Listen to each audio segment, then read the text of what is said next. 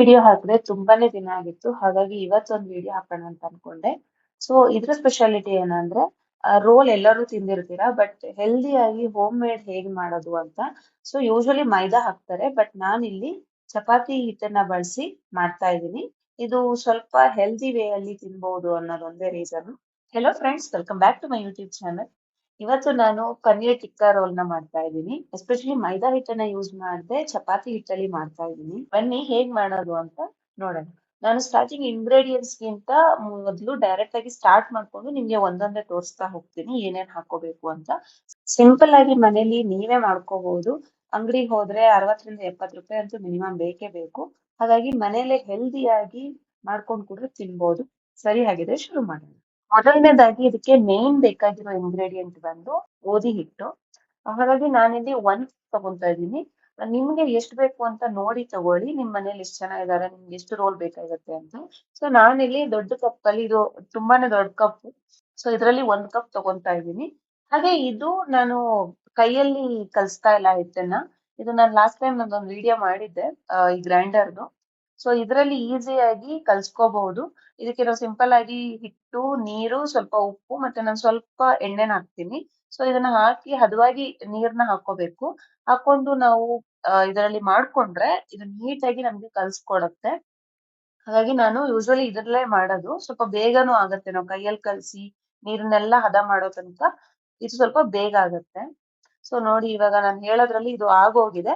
So ಈ ರೀತಿ ಇಷ್ಟು ಕನ್ಸಿಸ್ಟೆನ್ಸಿಯಲ್ಲಿ ತಗೊಂಡು ಆಮೇಲೆ ನಾನು ಮತ್ತೆ ಸ್ವಲ್ಪ ಮೇಲಿಗೆ ನಿಧಾನಕ್ಕೆ ನಾದ್ಕೋತೀನಿ.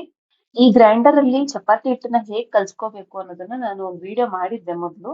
ಅದರದ್ದು ಲಿಂಕ್ ನ ನಾನು ಡಿಸ್ಕ್ರಿಪ್ಷನ್ ಕೊಟ್ಟಿರ್ತೀನಿ, ಬೇಕಿದ್ರೆ ಚೆಕ್ ಮಾಡ್ಕೊಳ್ಳಿ. ಇಷ್ಟು ಕಲ್ಸ್ಕೊಂಡಾದ್ಮೇಲೆ ನಾರ್ಮಲ್ ಚಪಾತಿ ಮಾಡೋ ಸೈಜ್ ಅಲ್ಲಿ ಉಂಡೆ ಮಾಡ್ಕೊಂತಾ ಇದೀನಿ. ಕೆಲವರು ಇದನ್ನ ಕಲ್ಸಿದ ತಕ್ಷಣ ಒಂದ್ 10 ನಿಮಿಷ ಇಡ್ತಾರೆ. ಯಾಕಂದ್ರೆ ಉಂಡೆ ಮಾಡಿದ್ಮೇಲೆ ಇಡ್ತೀವಿ ನಾವು ಯೂಶುವಲಿ, ಯಾಕಂದ್ರೆ ಪನ್ನೀರ್ ಎಲ್ಲ ರೆಡಿ ಮಾಡ್ಕೋಬೇಕು.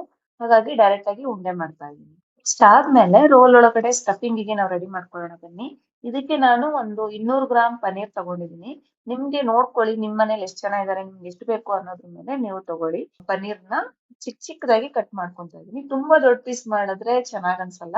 ಹಾಗಾಗಿ ಆದಷ್ಟು ಚಿಕ್ಕದಾಗಿ ನಾರ್ಮಲ್ ಸೈಜಿಗೆ ಮಾಡ್ಕೊಳ್ಳಿ.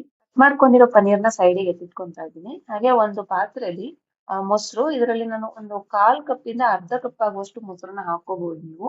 ಇದಾದ್ಮೇಲೆ ಇದಕ್ಕೆ ಚಿಟಿಕೆ ಅರಿಶಿನ, ಒಂದು 1/4 ಸ್ಪೂನ್ ಅರಿಶಿನ ಸಾಕಾಗುತ್ತೆ. ಹಾಗೆ 1 ಸ್ಪೂನ್ ಆಗುವಷ್ಟು ಖಾರದ ಪುಡಿ. ಖಾರ ನೋಡ್ಕೊಳ್ಳಿ, ಬೇಕು ಅಂದ್ರೆ ಇನ್ನ ಹಾಕೋಬಹುದು ನೀವು. ಹಾಗೆ ಇಲ್ಲಿ 2 ಸ್ಪೂನು ಗರಂ ಮಸಾಲೆ ಪೌಡರ್ ಹಾಕ್ತಾ ಇದ್ದೀನಿ. ಇದೆಲ್ಲ ಮೆಜರ್ಮೆಂಟ್ ನಾನು ಒಂದು 5 ರಿಂದ 6 ಚಪಾತಿ ಹಾಗೆ ಒಂದು 200 ಗ್ರಾಮ್ ಪನ್ನೀರ್ಗೆ ಆಗುವಷ್ಟು ಹೇಳ್ತಾ ಇರೋದು. ನಿಮ್ಗೆ ಎಷ್ಟು ಬೇಕು ಅದ್ರ ತಕ್ಕಂಗೆ ನೀವು ಇದನ್ನ ಸ್ವಲ್ಪ ಬದಲಾಯಿಸ್ಕೋಬೇಕಾಗತ್ತೆ. ಅಂದ್ರೆ ಇದಕ್ಕೆ ದೊಡ್ಡ ಸ್ಪೂನ್ ಅಲ್ಲಿ 1 ಸ್ಪೂನು ಸೋಯಾ ಸಾಸ್ ಹಾಕ್ತಾ ಇದ್ದೀನಿ. ನಿಮ್ಗೆ ಬೇಕಿದ್ರೆ ಸ್ವಲ್ಪ ಜಾಸ್ತಿನೇ ಹಾಕೊಳ್ಳಿ. ಹಾಗೆ ಇದಾದ್ಮೇಲೆ ಚಿಲ್ಲಿ ಸಾಸ್ ಬರುತ್ತೆ ನೋಡಿ, ಅದು ಕೂಡ ಅಷ್ಟೇ ದೊಡ್ಡ ಸ್ಪೂನ್ ಅಲ್ಲಿ 1 ಸ್ಪೂನ್ ತಗೊಂತಾ ಇದ್ದೀನಿ ನಾನಿಲ್ಲಿ. ಹಾಗೆ ಒಂದು ಅರ್ಧ ಭಾಗ ಲಿಂಬುನ ಹಾಕೊಂತಾ ಇದ್ದೀನಿ, ಲಿಂಬು ರಸನ. ಹಾಗೆ ನಾನಿಲ್ಲಿ ಸೋಯಾ ಸಾಸು, ಚಿಲ್ಲಿ ಸಾಸ್ ಏನೆಲ್ಲ ಹಾಕಿದ್ದೀನಿ. ನಿಮ್ಗೆ ಬೇಕು ಅಂತ ಅನ್ಸಿದ್ರೆ ನಾವು ಕೊನೆಯಲ್ಲಿ ಮಾಡೋವಾಗ ಮತ್ತೆ ನೀವು ಅಡ್ಜಸ್ಟ್ ಮಾಡ್ಕೋಬಹುದು, ತೊಂದ್ರೆ ಇಲ್ಲ. ಕೊನೆಗೆ ಇದಕ್ಕೆ ರುಚಿಗೆ ತಕ್ಕಷ್ಟು ಉಪ್ಪನ್ನ ಸೇರಿಸ್ಕೊಂಡು ಚೆನ್ನಾಗಿ ಮಿಕ್ಸ್ ಮಾಡ್ಕೊಳ್ಳಿ. ಯಾವುದೇ ರೀತಿ ಗಂಟು ಬರಬಾರ್ದು. ಹಾಗೆ ಚೆನ್ನಾಗಿ ಮಿಕ್ಸ್ ಮಾಡ್ಕೊಂಡು ನಂತರ ಇದಕ್ಕೆ ಪನ್ನೀರನ್ನ ಹಾಕೊಳ್ಳೋಣ. ಪನ್ನೀರ್ ಹಾಕಿದ್ಮೇಲೆ ಅಷ್ಟೇ ಚೆನ್ನಾಗಿ ಮಿಕ್ಸ್ ಮಾಡಿ. ಒಂದ್ ವೇಳೆ ನಿಮ್ಗೆ ಉಪ್ಪು ಬೇಕನ್ಸಿದ್ರೆ ಮತ್ತೆ ಹಾಕೊಳ್ಳಿ. ಹಾಗೆ ಇದಿಷ್ಟು ಇವಾಗ ರೆಡಿ ಆಗಿದೆ. ಇದನ್ನ ನಾವು ಒಂದು ಅರ್ಧದಿಂದ 1 ಅವರ್ ಮ್ಯಾರಿನೇಟ್ ಮಾಡೋಣ. ಅರ್ಧ ಗಂಟೆ ಇಟ್ರೆ ಸಾಕು. ನಿಮ್ಗೆ ಬೇಕು ಅಂದ್ರೆ ಜಾಸ್ತಿ ಇಟ್ಕೊಳ್ಳಿ ಟೈಮ್ ಇದ್ರೆ. ಮ್ಯಾರಿನೇಷನ್ ರೆಡಿ ಆಗೋದ್ರಲ್ಲಿ ನಾವಿಲ್ಲಿ ಚಪಾತಿ ಹಿಟ್ಟನ್ನ ಕಲ್ಸ್ಕೊಂಡಿದ್ವಲ್ಲ, ಅದನ್ನ ಲಟ್ಟಿಸ್ಕೊಂಡು ರೆಡಿ ಮಾಡ್ಕೊಂಡ್ವಿ. ಇವಾಗ ಆಲ್ಮೋಸ್ಟ್ ಆಗಿದೆ. ಸೊ ಇದನ್ನ ಬೇಯಿಸ್ಕೊಬಿಡೋಣ ಒಂದೊಂದಾಗಿ. ಚಪಾತಿನ ನಾರ್ಮಲ್ ನೀವ್ ಹೇಗ್ ಬೇಯಿಸ್ಕೊಂತೀರಾ ಅದೇ ರೀತಿ ಸ್ವಲ್ಪ ದೊಡ್ಡದಾಗಿ ಚಪಾತಿ ಮಾಡ್ಕೊಂಡ್ರೆ ಸ್ಟಫಿಂಗ್ ತುಂಬಿದಾಗ ಸ್ವಲ್ಪ ನೀಟಾಗಿ ಹಾಕೋಬಹುದು ಒಳಗಡೆ. ಇವಾಗ ಇದು ರೆಡಿ ಆಗಿದೆ. ನಾವ್ ಇವಾಗ ಆಲ್ಮೋಸ್ಟ್ ಹಾಫ್ ಅನ್ ಅವರ್ ಮೇಲ್ ಆಗಿದೆ. ಸೊ ಇವಾಗ ಸ್ಟಫಿಂಗ್ ಗೆ ರೆಡಿ ಮಾಡೋಣ. ಇಲ್ಲಿ ನಾನೊಂದು ಪಾತ್ರೆ ಇಟ್ಕೊಂಡಿದೀನಿ. ಅದಕ್ಕೆ 2 ರಿಂದ 3 ಸ್ಲೈಸ್ ಆಗುವಷ್ಟು ಬಟರ್ನ ಹಾಕೊಂತಾ ಇದೀನಿ. ನಿಮ್ಗೆ ಜಾಸ್ತಿ ಬೇಕು ಅಂದ್ರೆ ಜಾಸ್ತಿ ಹಾಕೊಳ್ಳಿ, ಸ್ವಲ್ಪ ಜ್ಯೂಸಿ ಆಗಿ ಬರುತ್ತೆ ಬಟರ್ ಜಾಸ್ತಿ ಹಾಕಿದ್ರೆ. ನಂತರ ಇದಕ್ಕೆ ಕಟ್ ಮಾಡ್ಕೊಂಡಿರೋ ಈರುಳ್ಳಿನ ಹಾಕೊಂಡು ಚೆನ್ನಾಗಿ ಫ್ರೈ ಮಾಡ್ಕೊಳ್ಳಿ. ಸ್ವಲ್ಪ ಕಂದು ಬಣ್ಣಕ್ಕೆ ಬಂತು ಅಂದಾಗ ನೀವು ಅದಕ್ಕೆ ಒಂದ್ 2 ರಿಂದ 3 ಸ್ಪೂನ್ ಆಗುವಷ್ಟು ಶುಂಠಿ ಬೆಳ್ಳುಳ್ಳಿ ಪೇಸ್ಟ್ ಅನ್ನು ಹಾಕೊಳ್ಳಿ. ಶುಂಠಿ ಬೆಳ್ಳುಳ್ಳಿ ಪೇಸ್ಟ್ ನ ಚೆನ್ನಾಗಿ ಫ್ರೈ ಮಾಡ್ಕೋಬೇಕು. ಅದ್ರ ಹಸಿ ವಾಸನೆ ಹೋಗುವಷ್ಟು ಫ್ರೈ ಮಾಡ್ಕೋಬೇಕು. ಅಷ್ಟರಲ್ಲಿ ಈರುಳ್ಳಿ ಕೂಡ ಆಲ್ಮೋಸ್ಟ್ ಕಂದು ಬಣ್ಣಕ್ಕೆ ಬಂದಿರುತ್ತೆ. ಹಾಗೆ ಇದಕ್ಕೆ ಚಿಕ್ಕದಾಗಿ ಕಟ್ ಮಾಡ್ಕೊಂಡಿರೋ ಹಸಿಮೆಣಸನ್ನ ಹಾಕ್ತಾ ಇದೀನಿ. ಹಸಿಮೆಣಸು ನಾನಿಲ್ಲಿ ಒಂದು 2 ಹಸಿಮೆಣಸು ತಗೊಂಡಿದೀನಿ, ಒಂದು ದೊಡ್ಡ ಹಸಿಮೆಣಸು. ಹಾಗೆ ಈರುಳ್ಳಿ ಕೂಡ ಅಷ್ಟೇ ದೊಡ್ಡ ಸೈಜ್ದು 2 ಇಲ್ಲ ಚಿಕ್ಕ ಸೈಜ್ ಆದ್ರೆ ಒಂದು 3 ಈರುಳ್ಳಿ ಹಾಕೊಳ್ಳಿ. ನಂತರ ಇದು ಕೂಡ ಚೆನ್ನಾಗಿ ಮಿಕ್ಸ್ ಆಗಿ ಬೇಯ್ಬೇಕು. ಹಾಗೆ ಇದಕ್ಕೆ ನಂತರ ಟೊಮೆಟೊ ಇಲ್ಲಿ ದೊಡ್ಡ ಸೈಜ್ದು 1 ಟೊಮೆಟೊ ತಗೊಂಡಿದೀನಿ. ಅದನ್ನು ಕೂಡ ಹಾಕೊಂಡು ಚೆನ್ನಾಗಿ ಬೇಯಿಸ್ಕೊಳ್ಳೋಣ. ಇದಕ್ಕೆ ಚೆನ್ನಾಗಿ ಮಿಕ್ಸ್ ಆದ್ಮೇಲೆ ನಾವ್ ಇದಕ್ಕೆ ಮ್ಯಾರಿನೇಷನ್ ಬಿಟ್ಟಿದ್ವಲ್ಲ ಪನ್ನೀರು ಅದ್ರ ಮಿಕ್ಸ್ ಅನ್ನ ಹಾಕೋಣ. ಇದನ್ನ ಚೆನ್ನಾಗಿ ಮಿಕ್ಸ್ ಮಾಡ್ಕೋಬೇಕು. ಮತ್ತೆ ಯಾವುದೇ ರೀತಿ ನೀರನ್ನ ಹಾಕಕ್ ಹೋಗ್ಬೇಡಿ. ಇದ್ರಲ್ಲಿ ಏನಿದೆ ಅಷ್ಟು ಮಾತ್ರ. ಹಾಗೆ ಇದನ್ನ ಚೆನ್ನಾಗಿ ಮಿಕ್ಸ್ ಮಾಡ್ಕೊಳ್ಳಿ. ನಂತರ ನಿಮ್ಗೆ ಏನಾದ್ರು ಉಪ್ಪು ಬೇಕು ಅಂತ ಅನ್ಸಿದ್ರೆ ಉಪ್ಪು ಹಾಕೊಳ್ಳಿ. ನನಗಿಲ್ಲಿ ಉಪ್ಪು ಸ್ವಲ್ಪ ಕಡಿಮೆ ಅನ್ನಿಸ್ತು ಹಾಗಾಗಿ ಹಾಕೊಂತಾ ಇದ್ದೀನಿ. ಹಾಗೆ ನಾನಿಲ್ಲಿ ಸೋಯಾ ಸಾಸು ಮತ್ತೆ ಚಿಲ್ಲಿ ಸಾಸ್‌ನ ಕೂಡ ಹಾಕೊಂತಾ ಇದ್ದೀನಿ. ಯಾಕಂದ್ರೆ ನಂಗೆ ಸ್ವಲ್ಪ ಖಾರ ಕಡಿಮೆ ಅನ್ನಿಸ್ತು. ಹಾಗಾಗಿ ಅದನ್ನು ಹಾಕೊಂತಾ ಇದ್ದೀನಿ. ನೀವು ನೋಡಿ ನಿಮ್ಮ ರುಚಿಗೆ ಹೇಗ್ ಅನ್ಸುತ್ತೆ ಅದಕ್ಕೆ ತಕ್ಕ ಹಾಗೆ ಅಡ್ಜಸ್ಟ್ ಮಾಡ್ಕೊಳ್ಳಿ. ಈ ಟೈಮಲ್ಲಿ ಚೆನ್ನಾಗಿ ಬೇಯಕ್ ಬಿಡ್ತೀವಲ್ಲ, ಸೊ ಹಾಗಾಗಿ ಎಲ್ಲಾನು ನೀಟಾಗಿ ಬೇಯುತ್ತೆ. ಹಾಗಾಗಿ ಬೇಕು ಅಂದ್ರೆ ಹಾಕೊಳ್ಳಿ ನೀವು ಕೂಡ.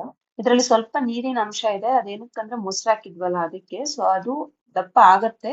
ಹಾಗಾಗಿ ಇದನ್ನ ಬೇಯಕ್ ಬಿಡ್ಬೇಕು ನಾವು. ಒಂದು 5 ರಿಂದ 10 ನಿಮಿಷ ಲೋ ಫ್ಲೇಮ್ ಅಲ್ಲಿ ಮುಚ್ಚಿಡ್ತಾ ಇದ್ದೀನಿ. ಮಧ್ಯ ಸ್ವಲ್ಪ ಇದನ್ನ ಸೌಟಲ್ಲಿ ಮಿಕ್ಸ್ ಮಾಡ್ತಾ ಇರಿ. ಇವಾಗ 10 ನಿಮಿಷ ಆಗಿದೆ. ಗ್ಯಾಸ್ ಆಫ್ ಮಾಡ್ತಾ ಇದ್ದೀನಿ. ಹಾಗೆ ಇದನ್ನ ಇವಾಗ ಚಪಾತಿ ಒಳಗಡೆ ಸ್ಟಫಿಂಗ್ ರೆಡಿ ಮಾಡೋಣ.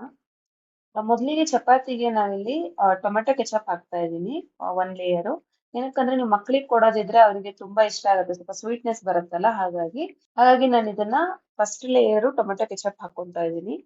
ನಂತರ ಇದಕ್ಕೆ ನಿಮ್ಗೆ ಎಷ್ಟು ಬೇಕು ನಿಮ್ ಚಪಾತಿ ಅಂದ್ರೆ ಯಾವ ಸೈಜಲ್ಲಿ ಇದೆ ಅದಕ್ಕೆ ಎಷ್ಟು ಹಿಡಿಯುತ್ತೆ ನೋಡ್ಬಿಟ್ಟು ಈ ರೀತಿ ಸ್ಟಫಿಂಗ್‌ನ ಹಾಕ್ಬಿಟ್ಟು ಈ ರೀತಿ ರೋಲ್ ಮಾಡಿದ್ರೆ ಪನ್ನೀರ್ ಟಿಕ್ಕಾ ರೋಲ್ ರೆಡಿ ಆಗಿದೆ. ಅದನ್ನ ಮಕ್ಕಳಿಗೆ ಕೊಟ್ರೆ ತುಂಬಾ ಇಷ್ಟಪಟ್ಟು ತಿಂತಾರೆ. ಹಾಗೆ ಹೆಲ್ತ್ ಹಾಳಾಗತ್ತೆ ಅನ್ನೋ ಟೆನ್ಷನ್ ಕೂಡ ಬೇಡ. ಯಾಕಂದ್ರೆ ಇದನ್ನ ಗೋಧಿ ಹಿಟ್ಟಲ್ಲಿ ಮಾಡಿರುವಂತದ್ದು. ಮೈದಾ ಹಿಟ್ಟಲ್ಲಿ ಮಾಡಿದ್ರೆ ಸ್ವಲ್ಪ ನಾವು ಯೋಚನೆ ಮಾಡ್ಬೇಕಾಗತ್ತೆ ಮಕ್ಕಳಿಗೆ ಜಾಸ್ತಿ ಕೊಡೋವಾಗ. ಹಾಗಾಗಿ ನೋಡಿ ಇಷ್ಟು ಕ್ವಿಕ್ ಆಗಿ ಮಾಡ್ಕೋಬಹುದು. ಹಾಗೆ ಇದನ್ನ ನೀವು ಲಂಚ್ ಬಾಕ್ಸ್‌ಗೂ ಕೂಡ ಕೊಡ್ಬೋದು ಮಕ್ಕಳಿಗೆ. ಸೊ ನಾರ್ಮಲ್ ಆಗಿ ಚಪಾತಿ, ಪಲ್ಯ ಅಂತ ತಿನ್ನೋ ಬದಲು ಈ ತರ ಮಾಡ್ಕೊಟ್ರೆ ಮಕ್ಕಳು ಇಷ್ಟಪಟ್ಟು ಲಂಚ್ ಬಾಕ್ಸ್ ಖಾಲಿ ಮಾಡ್ಕೊಂಡ್ ಬರ್ತಾರೆ.